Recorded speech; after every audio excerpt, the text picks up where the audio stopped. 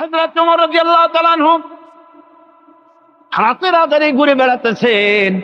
আমিরুল মুমিনিন মরুভূমির ভিতরে একটা তাঁবুর মধ্যে আলো জ্বলে, কাছে যে বাচ্চাদের কান্না শুনতে পেলেন। গিয়ে দেখছেন মা কি যেন রান্না করে আর বাচ্চারা কাঁদতেছে গভীর রাত্রে। আমিরুল মুমিনিন বলে, মেয়ে এলো, তুমি তো বড় নিষ্ঠুর, এত রাতে রান্না করো কেন? সকাল সকাল রাঁধতে পারো নাই কেন? সন্ধ্যার সময় খাওয়াই দিতে, বাচ্চাগুলি কাঁদতো না। মহিলা বলতেছে, পথিক তুমি কি? তোমার তো আমি চিনি না। আমি এই বাচ্চাগুলি, আমরা কিন্তু মদিনার লোক নই, আমরা মদিনার বাইরের লোক, এই দেশের লোক নাই, বাইরের থেকে এসেছি। মদিনার সরকারের কাছে কিছু পাবো, সাহায্য নেওয়ার জন্য এসেছি, কিন্তু মদিনা খলিফার কাছে এখনো যেতে পারি নাই। আমরা আজকে 3-4 দিন না খাওয়া রয়েছি, ক্ষুধার জ্বালায় বাচ্চারা কান্দে।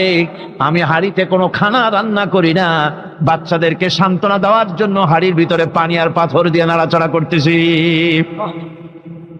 আমিরুল মুমিনিন বললেন, মা একটু অপেক্ষা করো, দেখি কিছু করতে পারি নাকি। দৌড়ে চলে গেলেন বাড়ি। বৃদ্ধ আসলামকে ডেকে বললেন, বাইতুল মালের দরজা খোলো, বস্তা নিয়ে আসো, আটা ঢুকাও, পেঁয়াজ ঢুকাও, রসুন ঢুকাও, তরি তরকারি ঢুকাও। ঢুকানো হয়ে গেল, বস্তা মুখ বান্ধ। আমিরুল মুমিনিন বলছেন, আসলাম এই বস্তাটারে এবার আমার মাথায় উঠাইয়া দাও। হযরত আসলাম বলেন, হুজুর এই বস্তা বহন করার জন্য আমি খাদিম তো হাজির আছি, আপনি নেবেন কেন? আমিরুল মুমিনিন বলছেন, দেখো যেই দৃশ্য আমি দেখে এসেছি, কিয়ামতে আমারে আসামি বানানো হবে, তোমারে বানানো হবে না, কাজী আমার বোঝা আমার মাথায় উঠাও। আটার বস্তা মাথায় নিয়ে অর্ধেকটা পৃথিবীর প্রেসিডেন্ট আমিরুল মুমিনিন দৌড়াচ্ছেন।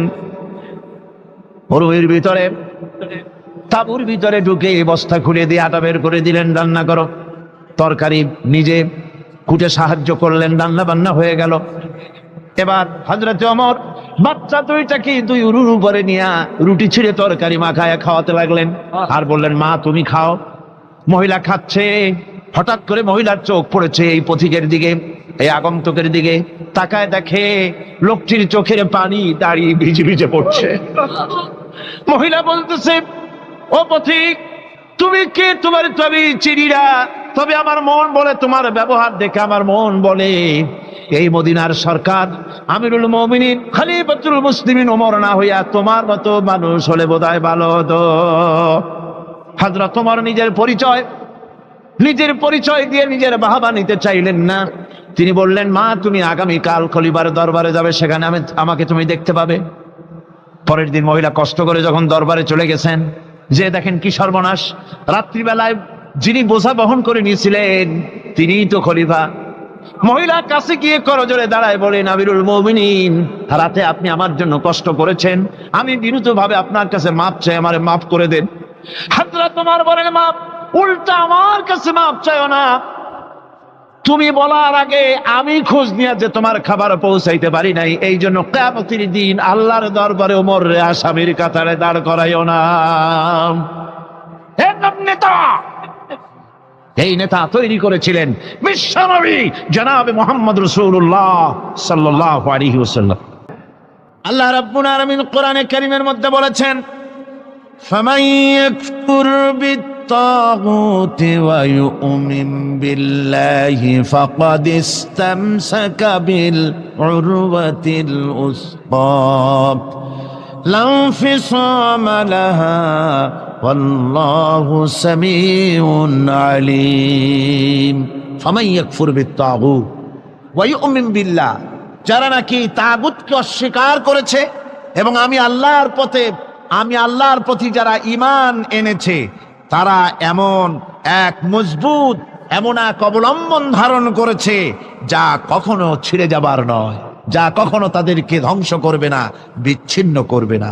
আর আল্লাহ হচ্ছেন মোমেনদের পৃষ্ঠপোষক। যারা ঈমান আনে তাদের পৃষ্ঠপোষক হচ্ছেন আল্লাহ পাক, তাদের সাহায্যকারী হচ্ছেন আল্লাহ পাক।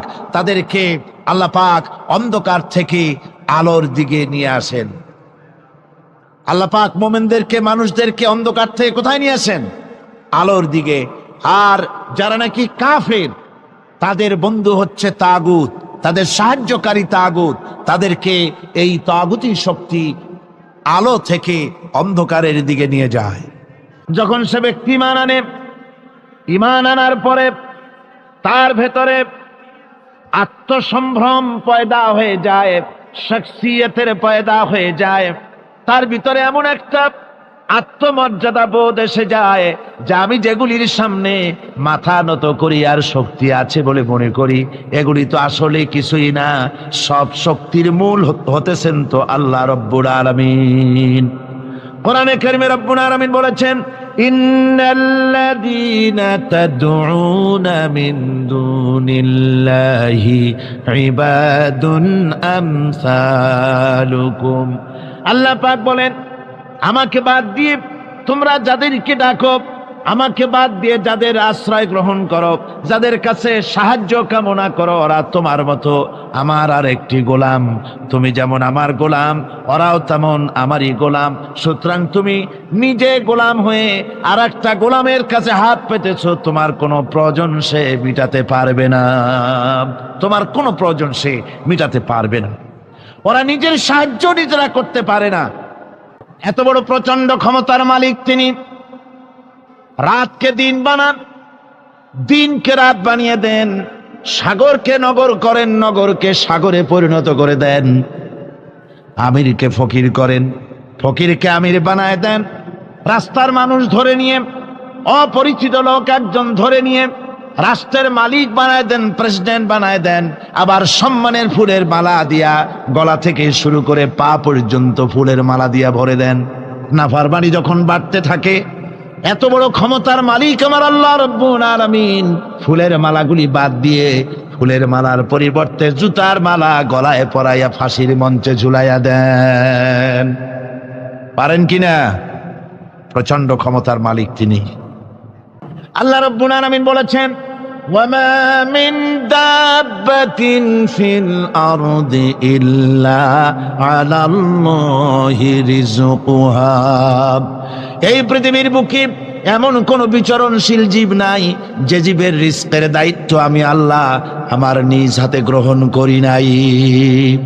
সব জীবের রিজকের চাবি আমার হাতে। কার হাতে?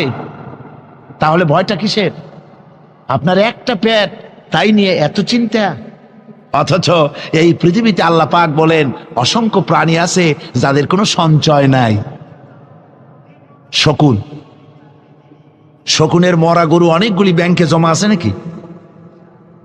কবে কোথায় একটা মরা গরু পাইছে আর খোঁজ নাই, খবর নাই। ওগুলা কি না খাইয়া মরতে দেখছেন রাস্তায় পথে ঘাটে? সুবহানাল্লাহ বিহামদিহি। অসংখ্য প্রাণী এভাবে দুনিয়া আছে।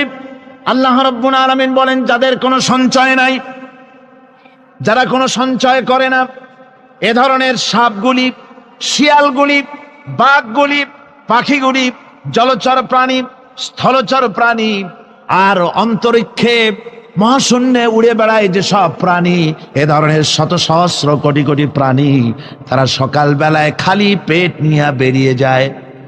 খালি পেট নিয়ে সকাল বেলায় বেরিয়ে গেল, আবার সন্ধ্যায় যখন বাসায় ফেরে সমস্ত প্রাণীগুলির পেট আল্লাহ রব্বুল আলামিন ভরে দেন। সুবহানাল্লাহ। একটা প্রাণীও খালি পেটে বাড়ি ফেরে না। সুবহানাল্লাহ, সুবহানাল্লাহ। 2 নম্বরের যে কোয়ালিটি সৃষ্টি হবে মুমিনের মধ্যে ঈমান আনার পর, সে গুণটা হচ্ছে সে বিনয়ী হবে। বিনয়, বিনম্রতা তার এক বৈশিষ্ট্য হবে। বিনয় এবং বিনম্রতার বৈশিষ্ট্য হবে। তার কারণ হচ্ছে ঈমান আনার পরে সে জানতে পেরেছে আল্লাহ রাব্বুল আলামিনের কর্তৃত্ব থেকে বেরিয়ে আসার ক্ষমতা কারো নাই। অহংকার করে যাব কোথায়? আস্ফালন করে যাব কোথায়? আল্লাহর রাজত্বের বাইরে, আল্লাহর ক্ষমতার বাইরে যাওয়ার ক্ষমতা তো কারোই নাই। সুতরাং অহংকার তার মধ্যে জায়গা পাবে না। আল্লাহ পাক দুনিয়ার সমস্ত মানুষের জিনকে পরিষ্কার করে বলেছেন, ইয়া মাশারাল জিন্নি ওয়াল ইনস ইন ইসতাতা'তুম আন তানফুযু মিন আকতারিস সামাওয়াতি ওয়াল আরদ ফানফুযু লা তানফুযুনা ইল্লা বিসুলতান। হে পৃথিবীর মানুষেরা আর জেনেরা, যদি সম্ভব হয় আমার আকাশের নিচের থেকে জমিনের উপর থেকে বেরিয়ে যা, লা তানজু, বেরিয়ে যেতে পারবে না। আমি আকাশ এবং জমিন থেকে যদি সম্ভব করতে পারো বেরিয়ে যা। আর যদি কোনো আকাশ থাকে তার নিচে যা, আর যদি কোনো জমিন থাকে তার উপরে যাও। এমন দেশ যদি পাও যেখানে আমার আলো ছাড়া কোনো আলো আছে, আমার বাতাস ছাড়া কোনো বাতাস আছে, আমার চাঁদ সূর্য ছাড়া কোনো চাঁদ সূর্য আছে, যাও সেখানে। আল্লাহ রাব্বুল আলামিন বলেন নাই এরকম যাওয়ার কোনো উপায় নাই। আমি আল্লাহ রাব্বুল আলামিন আকাশ আর জমিন দিয়ে প্যাকেট করে রেখেছি, আটকায় রেখেছি। আমার রাজত্ব থেকে, আমার ক্ষমতা থেকে, আমার কর্তৃত্ব থেকে বেরিয়ে যাওয়ার ক্ষমতা কোনো মানুষের নাই, কোনো জিনের নাই, কোনো প্রাণীর নাই। সুবহানাল্লাহ ওয়া বিহামদিহি। মানুষ হচ্ছে অহংকার কিসের হবে? তোমরা হচ্ছ ফকির। আল্লাহ পাক বলছেন ওয়াল্লাহুল গনিয়্যু ওয়া আনতুমুল ফুকারা। আল্লাহ হচ্ছেন গনি। আল্লাহ কি? গনি, বেনিয়াস, বেপরোয়া। ফাআলুল লিমা ইউরিদ, যা খুশি তাই করে, কারো মুখাপেক্ষী তিনি নন। কোরআনে কারীমে রব্বুল আলামিন বলেছেন নবী আপনি আমার ব্যাপারে, আমার গুণাবলীর ব্যাপারে বলুন। কুল হুয়াল্লাহু আহাদ, পড়েন সবাই। কুল হুয়াল্লাহু আহাদ আল্লাহুস সামাদ লাম ইয়ালিদ ওয়া লাম ইউলাদ ওয়া লাম ইয়াকুল লাহু কুফুয়ান আহাদ। আল্লাহ পাক বলেন বান্দারে, ও আমার নবী আপনি বলুন আল্লাহ পাক এক এবং একক, তিনি নিরঙ্কুশ, তিনি বেনিয়াস, তিনি কারো মুখাপেক্ষী নন, তিনি কাউকে জন্ম দেন নাই, তাকেও কেউ জন্ম দেয়নি। আকাশ এবং জমিনে আল্লাহর সমকক্ষ কেউ নাই। তোমরা হচ্ছ ফকির আর আমি আল্লাহ হচ্ছে বেনিয়াস। লিল্লাহি মা ফিস সামাওয়াতি ওয়া মা ফিল আরদ, আকাশে যা আছে জমিনে যা আছে সব আল্লাহ। সব কার? আল্লাহ পাকের। সুতরাং কিসের অহংকার, কিসের মাতবাড়ি? মানুষ পেছনের কথা ভুলে যায়, মোটেই চিন্তা করে না। একটু আগে যারা ক্ষমতায় ছিল আজকে তারা ক্ষমতা হারা। আজকে যারা ক্ষমতায় এলো তারা আবার ক্ষমতা মসনদে বসে দুনিয়ার সব বিপদ আপদ ভুলে যায়। কি করে আরো বেশি লুটপাট করা যায়, আরো বেশি মানুষকে শোষণ করা যায়, মানুষ এই চিন্তাই করে। অহংকারে, ক্ষমতার দর্পে ফেটে পড়ে, চিন্তা করে না পেছনের কথা। আল্লাহ রাব্বুল আলামিন বলেন যারা নাকি মুমিন বান্দাদের বিনয় এবং বিনম্রতা তাদের মধ্যে সৃষ্টি হয়ে যাবে, তার কারণ হলো আল্লাহ পাক বলেছেন ওয়ালা তামশি ফিল আরদি মারহান ইন্নাকা লান তাখরিকাল আরদা ওয়া লান তাবলুগাল জিবালা তুলা। ওয়ালা তামশি ফিল আরদি মারহান, আমার জমিনের উপরে অহংকার করে পা ফেলো না। তুমি কি পারবে অহংকার করে আমার জমিনটাকে ফাটাই দিতে? কি বলেন, পারা যাবে? অহংকার করে জমিনের উপরে লাথি মারেন জোরে, জমিন ফাটবে? ফাটবে না, আপনার পা ছিঁড়ে যাবে। এই সমস্ত লোকেরা কান্দে তাহাজ্জুদের নামাজ পড়ে। আল্লাহ জিজ্ঞেস করেন ফেরেশতারা, অমুক অমুক দেশে অমুক অমুক বান্দারা কান্দে কেন? ফেরেশতারা বলে রব্বুল আলামিন তুমি তো ভালো করে জানো। আল্লাহ বলেন জানি, তবুও তোমাদের মুখে শুনতে চাই। তারা বলে রব্বুল আলামিন তোমার এই বান্দা গুনাহ করেছে, গুনার জন্য মাপ চায়, জাহান্নাম থেকে বাঁচতে চায়। আল্লাহ পাক বলেন ফেরেশতারা আমার এই বান্দারা আমারে দেখেছে নাকি? বলে দেখে নাই। বলে আমার দোজখ দেখেছে নাকি? বলে না, তাও দেখে নাই। আমার বেহেশত দেখেছে নাকি? বলে না, তাও দেখে নাই। আল্লাহ পাক বলেন ফেরেশতারা সাক্ষী থাকো, ওরা আমাকে দেখে নাই, আমার বেহেশত দোজখ কিছুই দেখে নাই, শুধুমাত্র আমার নবীর কথা, আমার কোরআনের কথা বিশ্বাস করে আরামের ঘুমকে হারাম করে যেভাবে তারা কাঁদতেছে, সাক্ষী থেকে যাও ফেরেশতারা, আমার রহমতের দরিয়ায় জোশ মেরেছে, আমার ওই ক্রন্দনরত বান্দাগুলিকে আমি আল্লাহ মাফ করে দিলাম।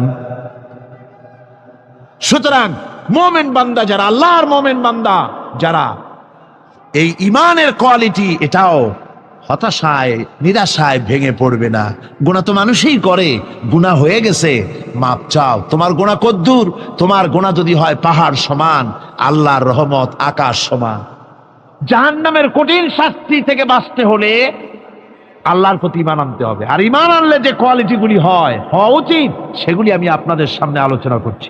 এরপর আরেকটি কোয়ালিটি হবে মুমিনের, তা হলো কঠোর কঠিন বিপদে অবিচল থাকবে, বিপদে ভেঙে পড়বে না। বিপদ আপদ, শত্রুতা, ক্ষয় ক্ষতি যা কিছু হয় সবই আল্লাহর পক্ষ থেকে, এটা মেনে নিতে হবে এবং ধৈর্য ধারণ করতে হবে। বিপদ মুসিবত শুধু উম্মতের জন্য নয়, দুনিয়ার সমস্ত নবীদের বিপদ এসেছে, হয় নাই? নবীদের বিপদ আসে নাই? কোরআনে কারীম থেকে শুনুন, আল্লাহ রাব্বুল আলামিন বলেন, وَكَذَلِكَ جَعَلْنَا لِكُلِّ نَبِيٍّ عَدُوًّا مِّنَ الْمُجْرِمِينَ। আল্লাহ পাক বলেন, এমনি করে আমি সকল নবীদের শত্রু বানিয়ে দিয়েছি সব পাপিষ্ঠ আর অপরাধ প্রবণ লোকদেরকে। প্রত্যেক যুগে নবীদের শত্রু ছিল, প্রত্যেক যুগে নবীদের কি ছিল? শত্রু ছিল। সে শত্রু কারা ছিল? আল্লাহ পাক বলছেন নবীদের শত্রু ছিল পাপিষ্ঠ আর অপরাধ প্রবণ লোক, এরাই ছিল নবীদের দুশমন। রাসূলগণের অবস্থা যদি এই হয়, তাহলে তার উম্মত, ওই দিনের ধারক বাহক যারা, তাদের বুঝি বিপদ আপদ হবে না? নাকি হবে কিনা? তো ইসলামের বিরোধিতা যারা করে, কোরআনের পরিভাষায় বলা হয়েছে ইসলামের দুশমন, নবীদের দুশমন। দুনিয়ার সব পাপিষ্ঠ আর অপরাধ প্রবণ লোকেরাই ইসলামের দুশমন হয়, নবীদের দুশমন হয়। হযরত ইব্রাহিম আলাইহিস সালাম দ্বীনের দাওয়াত দিয়েছেন, এক আল্লাহর দাওয়াত দিয়েছেন, ঈমানের দাওয়াত দিয়েছেন। আর কোন অপরাধ ছিল না, নমরুদ সহ্য করতে পারল না। কোরআনে কারীমের মধ্যে সব কথাগুলি আল্লাহ পাক এই জন্য বিধৃত করেছেন, এই জন্য কোরআনে কারীমের মধ্যে সব কথা উঠায় দিয়েছেন, যাতে করে মুমিনেরা বিপদ আসলে পরে যেন ঘাবড়ে না যায়।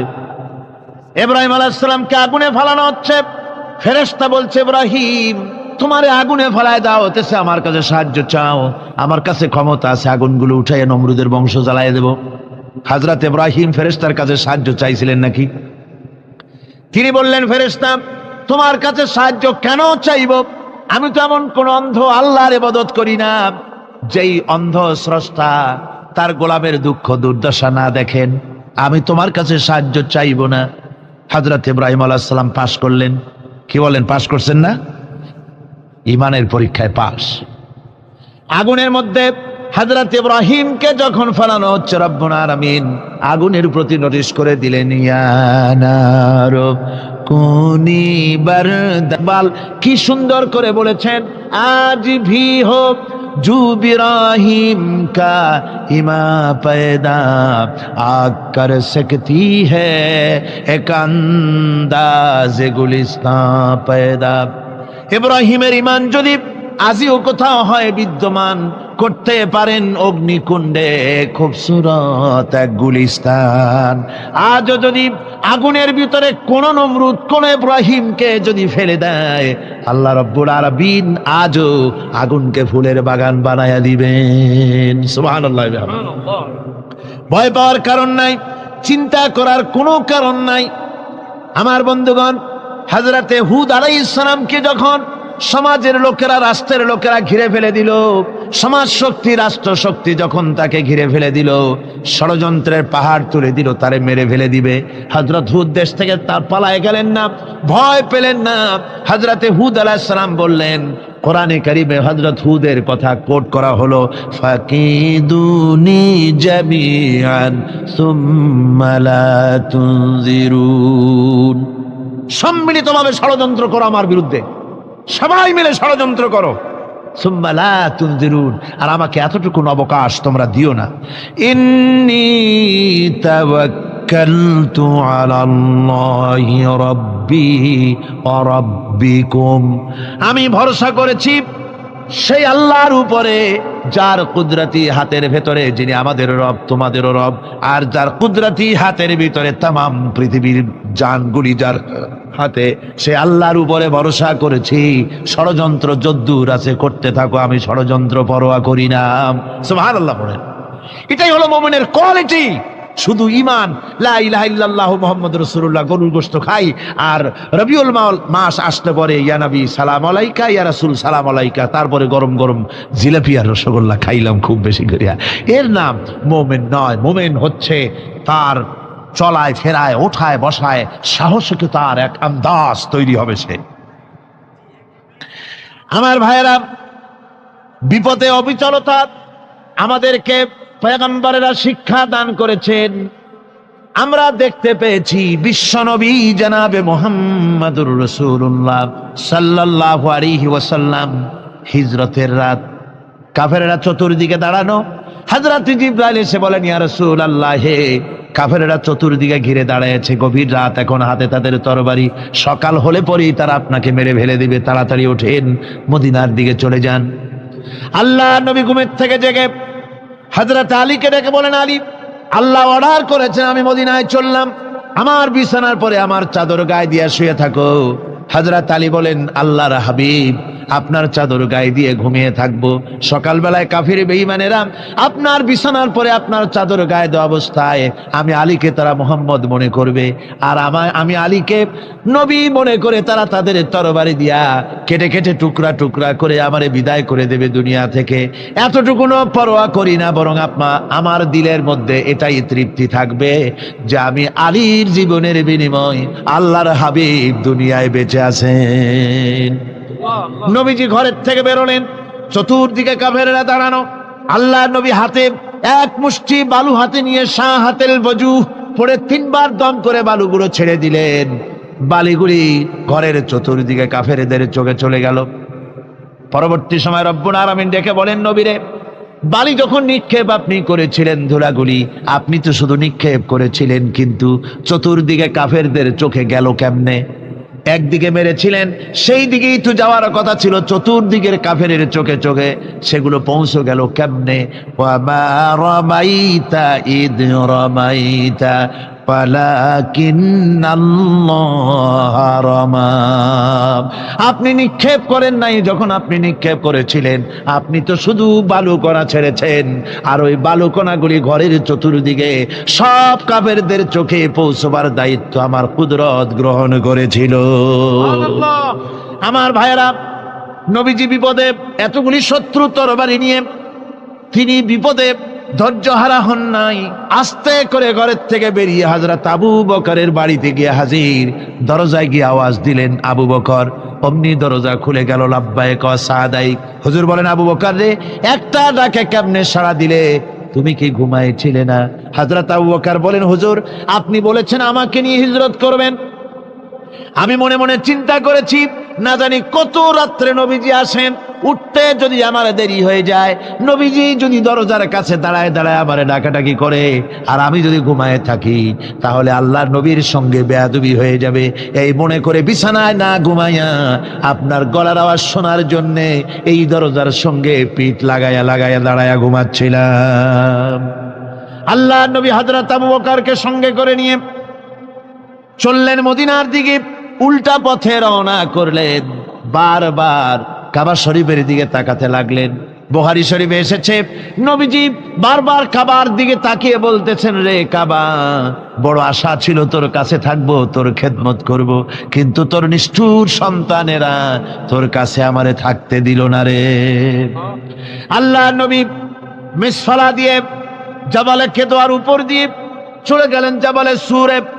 গুহার কাছে যখন গিয়েছেন, ফজর রক্ত হয়ে গেল। হযরত আবু বকর রাদিয়াল্লাহু তাআলা আনহু বলছেন, হুজুর, আর উপায় নাই, দিন হয়ে গেল, এখন বুঝি ধরা পড়ে যাব, ওই গুহার মধ্যে গিয়ে আশ্রয় নেই।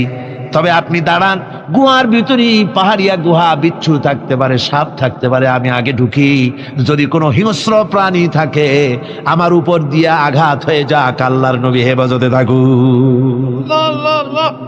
হযরত আবু বকর রাদিয়াল্লাহু তাআলা আনহু গুহার ভিতরে নামলেন। নেমে গুহা সাফ করে হুজুরকে ডাকলেন। হুজুর তাশরীফ ফরমালেন গুহার মধ্যে। হুজুর বলেন, আবু বকর, হেঁটে হেঁটে কষ্ট হয়ে গেছে, তুমি বসো, তোমার উরুর উপরে মাথা রেখে আমি একটু ঘুমায়ে যাই। আল্লাহর হাবিব ঘুমায় গেলেন। হযরত আবু বকর লক্ষ্য করে দেখেন চতুর্দিকে অনেকগুলি গর্ত দেখা যায়। এই গর্ত থেকে সাপ আসতে পারে, বিচ্ছু আসতে পারে মনে করে নিজের গায়ের চাদর ছিঁড়ে ছিঁড়ে আমি তাকে আরামে বিঘ্ন ঘটাতে পারতাম না। আমার ভাইয়েরা, হযরতে আবু বকর হযরতে রাসূল দুজন বসে আছেন। এমনি সময় কাফের বেঈমানেরা খুঁজতে খুঁজতে জায়গা মতো এসে গেছে। একজনে বলে ভিতরে আছে, আর একজনে বলে নাই। পায়ের যদি থাকবে তাহলে মাকড়সায় জাল বুনালো কি করে, পাখি ডিম পেড়ে বসে আছে কি করে, তাদের সন্দেহ হতে লাগলো। এর মধ্যে না একজন বলে আছে আর একজন বলে নাই। হযরত আবু বকর ভয়ের চোটে কেঁদে ফেলেছেন, হুজুর আর উপায় নাই। এই যে অবস্থান, এই অবস্থার ভিতরে, এই অবস্থার ভেতরেও আল্লাহ নবী এতটুকু ঘাবড়ে যান নাই। শত্রুরা তরবারি নিয়ে এসেছে, সুযোগ পেলেই একটু তাকালেই দেখতে পাবে, তুলে মেরে ফেলে দেবে। আল্লাহর হাবিব মোটেই ধৈর্য হারালেন না, এতটুকুন হতাশ হলেন না। আল্লাহ পাকের হাবিব তার সাথীকে কি বললেন তখন কোরআনে কারীম সূরা তাওবার মধ্যে আল্লাহ তা উদ্ধৃত করেছেন মুমিনদের জন্য। ইযহুমা ফিল গার ইয ইয়াকুলু লিসাহিবিহি লা তাহজান ইন্নাল্লাহা মা'ানা। ও আমার সাথী, ও বন্ধু, ভয় করো না, চিন্তা করো না, আমরা মাইনরিটি নই, আমরাই মেজরিটি। তার কারণ আল্লাহ আমাদের সাথে আছেন। সুবহানাল্লাহ, আল্লাহ আমাদের সাথে আছে। কোরআনে কারীমে রব্বুল আলামিন বলেন, فأنزل الله سكينته عليه وأيده بجنود لم تروها। আল্লাহ পাক তার মনের মধ্যে গভীর প্রশান্তি এবং স্বস্তি দান করলেন, আর এমন সৈন্য দিয়ে সাহায্য করলেন যে সৈন্যদেরকে তোমরা দেখতে পাও না। এভাবে করে রব্বুল আলামিন মুমিনদের বিপদে আপদে মুসিবতে সব সময় আল্লাহ পাক মুসলমানদেরকে সাহায্য করেছেন। জোরে বলেন সুবহানাল্লাহ। মুমিনদের সাহায্যকারী আল্লাহ। তাই ইসলামী আন্দোলনের সাথে যারা আছে, যারা কর্মী, যারা নেতা, যারা মুমিন, যারা ঈমানদার, মেঘের মতো প্রচন্ড কালো মেঘ হয়ে চতুর্দিক থেকে অন্ধকারের মতো সে এসেছে বিপদ, কোনো বিপদ না। আল্লাহ পাক সাহায্যকারী। কে সাহায্যকারী? জোরে বলেন, সাহায্যকারী কে? আল্লাহ সুবহানাহু ওয়া তাআলা, তিনি সাহায্যকারী, ভয় নাই। আল্লাহ পাকের উপর ঈমান আনলে পরে কলিজার ভিতরে দুর্জয় সাহসের সৃষ্টি হয়ে যায়, কোনো ভয় অন্তঃকরণে তার থাকে না। আল্লাহ পাক সাহায্য করেন। আর আল্লাহর উপরে ঈমান আনলে পরে রব্বুল আলামিন বলেছেন, ইয়া আইয়ুহাল্লাযীনা আমানু হাল আদুল্লুকুম আলা তিজারাতিন তুনজিকুম মিন আযাবিন আলীম। এমন একটা ব্যবসার কথা কি বলবো না যে ব্যবসায় তোমাদেরকে জাহান্নামের আযাব থেকে বাঁচায় দেবে। তার প্রথম কাজই হলো আল্লাহর প্রতি ঈমান আনা। ঈমান আনলে পরে এই সমস্ত গুণ তৈরি হয়ে যায়। আর ঈমানে সবচাইতে উপকৃত হয় সমাজের লোকেরা, রাষ্ট্রের লোকেরা, পরিবারের লোকেরা, দেশের মানুষ উপকৃত হয় মুমিনদের দিয়ে ঈমানের কারণে। তার কারণ হলো একজন মুমিন, একজন ব্যক্তি যখন ঈমানদার হয়, মুমিন হয়ে যায়, আল্লাহর প্রতি যখন প্রগাঢ় বিশ্বাস তার এসে যায়, তখন সেই ব্যক্তি নৈতিকতার মান তার বেড়ে যায়। জোরে বলেন সুবহানাল্লাহ। নৈতিক চরিত্রের উপরে সে প্রতিষ্ঠিত হয়, সে মিথ্যা বলতে সাহস পায় না। মুমিন ব্যক্তি মিথ্যা বলতে সাহস পায়? পায় না। কেন পায় না? মিথ্যা বলতে সাহস পায় না, ঠকাতে সাহস পায় না, ওজনে কম দিতে সাহস পায় না, শয়তানি বদমাশি করতে সাহস পায় না। তার কারণ হলো আল্লাহ পাক বলে দিয়েছেন, মুমিন কোরআনের ভিতরে পড়েছে, ইয ইয়াতালাক্কাল মুতালাক্কিয়ানি আনিল ইয়ামিনি ওয়া আনিশ শিমালি কাঈদ। দুজন নিয়ন্ত্রণকারী ফেরেশতা তোমার ডানে এবং বামে বসে বসে তোমাকে নিয়ন্ত্রণ করছে। কোথায় যাও, কি করো, এই ফেরেশতারা বসে বসে সব দেখতেছে। মা ইয়ালফিযু মিন কাওলিন ইল্লা লাদাইহি রাকীবুন আতীদ। মানুষ এমন কোনো কথা বলে না যা ফেরেশতারা রেকর্ড না করে, সব রেকর্ড হয়ে যায়। তাই মুমিন ব্যক্তি দায়িত্বহীন কথা বলতে পারে না। মুমিন ব্যক্তির চরিত্র ভালো হয়ে যায়। সে যে কথা বলে বুঝে শুনে কথা বলে, সে যে ওয়াদা করে বুঝে শুনে ওয়াদা করে, যেহেতু সবকিছুর জবাব কিয়ামতে দিতে হবে। কোথায় দিতে হবে? কোথায় দিতে হবে? কিয়ামতে আল্লাহর দরবারে জবাব দিতে হবে। মহান আল্লাহ রাব্বুল আলামিন বলেছেন, وَلَقَدْ خَلَقْنَا الْإِنسَانَ وَنَعْلَمُ مَا تُوَسْوِسُ بِهِ نَفْسُهُ। মানুষ সৃষ্টি করেছি আমি, তার অন্তঃকরণের ভিতরে ওয়াসওয়াসা কি হয় আমি জানি। এই জন্য মুমিনেরা মনের ভিতরে কোনো খারাপ কল্পনাও করতে পারে না। খারাপ কল্পনা করলেও তার হিসাব দেওয়া লাগবে আল্লাহর কাছে। কার কাছে? ওয়াইন তুবদু মিন আনফুসিকুম আও তুখফুহু ইউহাসিবুকুম বিহিল্লাহ। আল্লাহ বলেন, মনের মধ্যে যেসব কল্পনা করো তা প্রকাশ করো আর গোপন রাখো, ওইটার হিসাব নেব আমি আল্লাহ পাক। কিয়ামতের দিন আমার কাছে হিসাব দিতে হবে। বন্ধুগণ, এই জন্য মুমিন যারা, মুমিনদের চরিত্র প্রতিষ্ঠিত হয়, মুমিনদের ধারণা থাকে যেখানেই যাই না কেন, যেখানেই বসি না কেন, সেখানেই আল্লাহ, আল্লাহ ছাড়া কোনো জায়গা নাই। আছে নাকি? আছে। আল্লাহ পাক বলেন, মা ইয়াকুনু মিন নাজওয়া সালাসাতিন ইল্লা হুয়া রাবিউহুম। তোমরা যেখানে তিনজন মিলে পরামর্শ করো, মনে রেখো তিনজন নও, ওখানে চতুর্থ সত্তা আমি রব্বুল আলামিন তোমাদের কাছে আছি, সব শুনি আর দেখি।